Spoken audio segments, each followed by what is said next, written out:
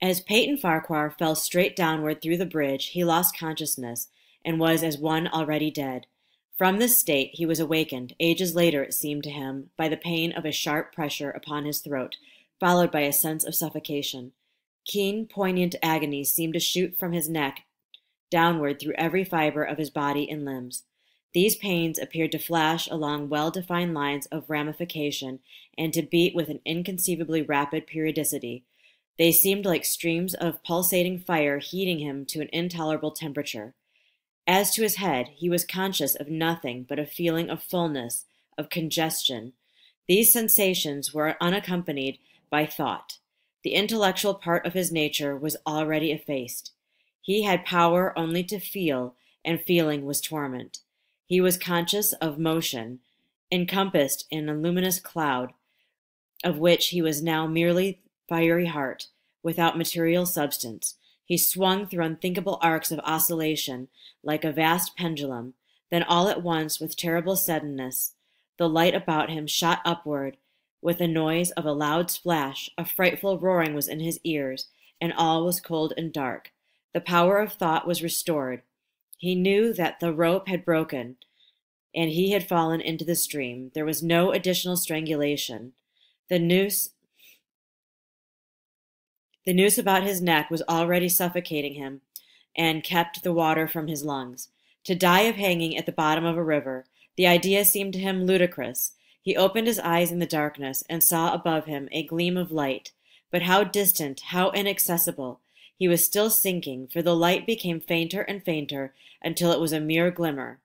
Then it began to grow and brighten, and he knew that he was rising toward the surface, knew it with reluctance, for he was now very comfortable. To be hanged and drowned, he thought, that is not so bad, but I do not wish to be shot. No, I will not be shot. That is not fair. He was not conscious of an effort, but a sharp pain in his wrist apprised him that he was trying to free his hands. He gave the struggle his attention, as an idler might observe the feat of a juggler, without interest in the outcome. What splendid effort! What a magnificent, what superhuman strength! Ah, that was a fine endeavor! Bravo! The cord fell away. His arms parted and floated upwards, the hands dimly seen on each side in the growing light. He watched them with new interest, as first one and then the other pounced upon the noose at his neck. They tore it away and thrust it fiercely aside, in its undulations resembling those of a water snake. Put it back, he thought. He shouted these words to his hands, for the undoing of the noose had been succeeded by the direst pang that he had yet experienced. His neck ached horribly, his brain was on fire, his heart, which had been fluttering faintly, gave a great leap, trying to force itself out of his mouth.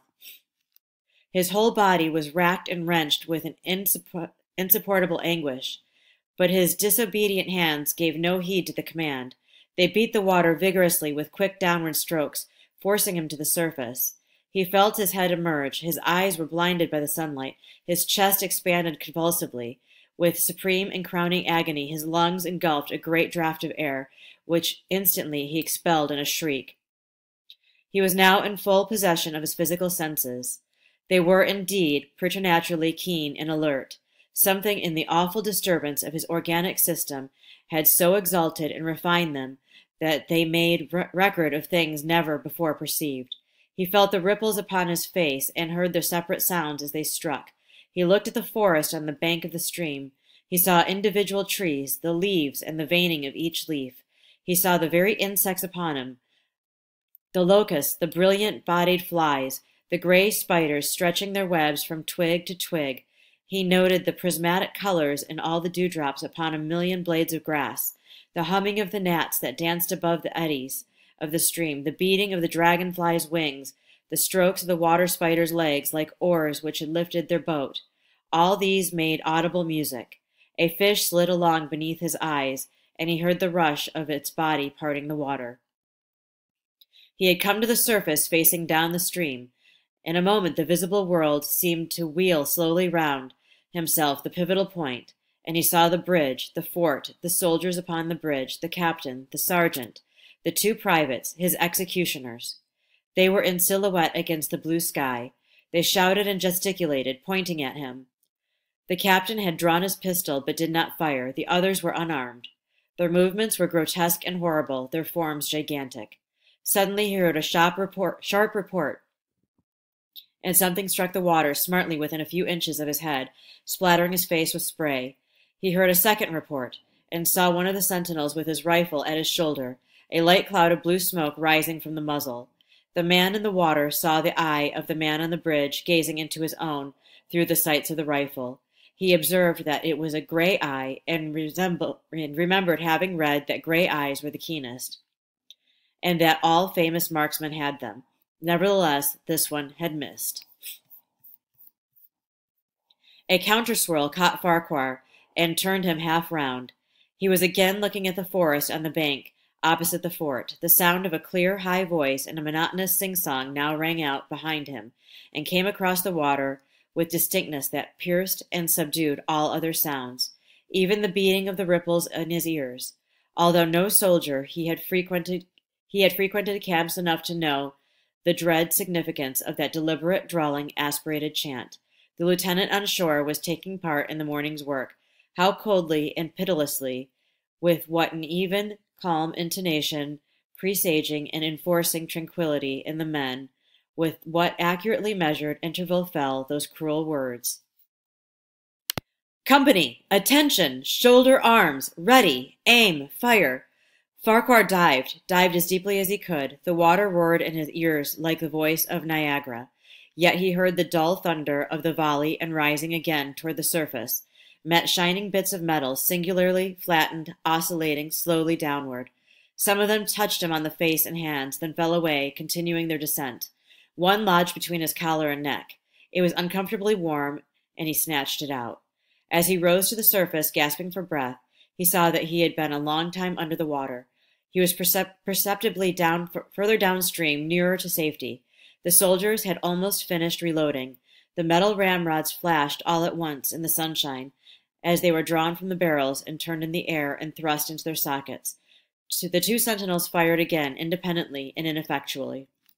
The hunted man saw all this over his shoulder. He was now swimming vigorously with the current. His brain was as energetic as his arms and legs. He thought with the rapidity of lightning.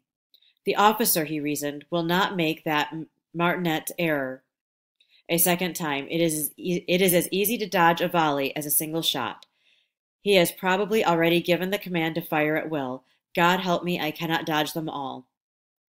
An appalling splash within 2 yards of him was followed by a loud rushing sound, diminuendo, which seemed to travel back through the air and to the fort and died in an explosion which stirred the very river to its depths.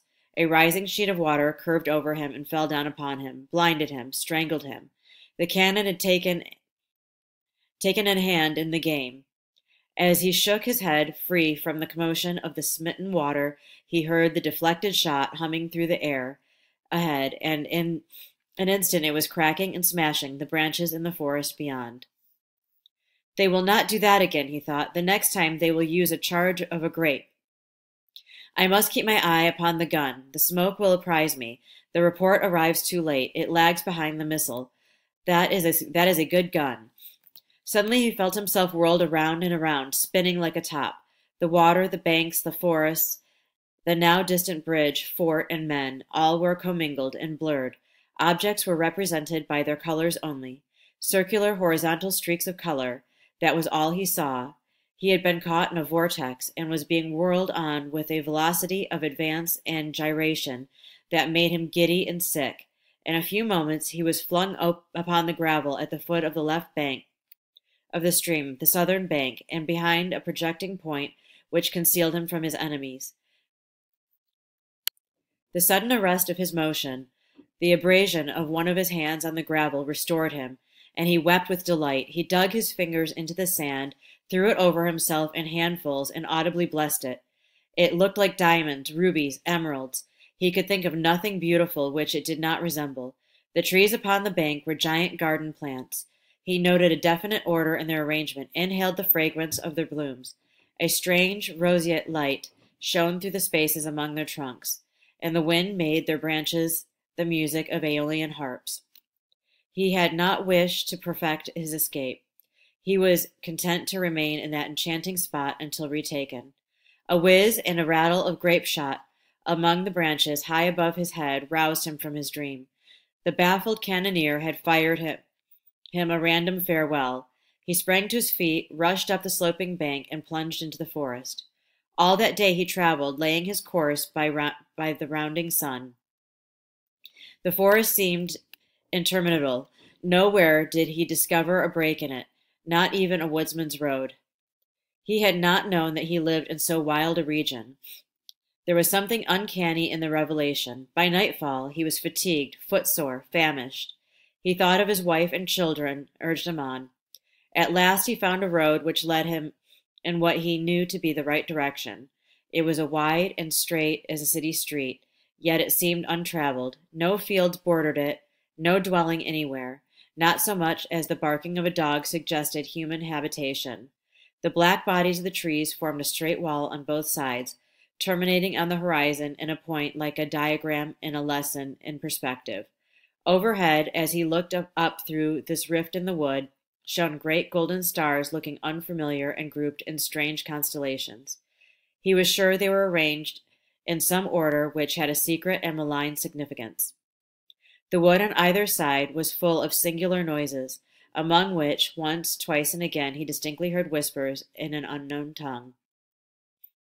His neck was in pain, and lifting his hand to it, he found it horribly swollen. He knew that it had a circle of black where the rope had bruised it. His eyes felt congested. He could no longer close them. His tongue was swollen with thirst. He relieved its fever by thrusting it forward between his teeth into the cold air. How softly the turf had carpeted the untraveled avenue. He could no longer feel the roadway beneath his feet. Doubtless, despite his suffering, he had fallen asleep while walking. For now he sees another scene. Perhaps he has merely recovered from a delirium. He stands at the gate of his own home. All is as he left it, and all bright and beautiful in the morning sunshine. He must have traveled the entire night. As he pushes open the gate and passes up the wide white walk, he sees a flutter of female garments. His wife, looking fresh and cool and sweet, steps down from the veranda to meet him. At the bottom of the steps she stands waiting, with a smile of ineffable joy, an attitude of matchless grace and dignity. Ah, how beautiful she is! She springs forwards with extended arms. As he is about to clasp her, he feels a stunning blow upon the back of the neck, and a blinding white light blazes all about him, with a sound like a shock of a cannon. Then all is darkness and silence. Peyton Farquhar was dead. His body, with a broken neck, swung gently from side to side beneath the timbers of the Owl Creek Bridge.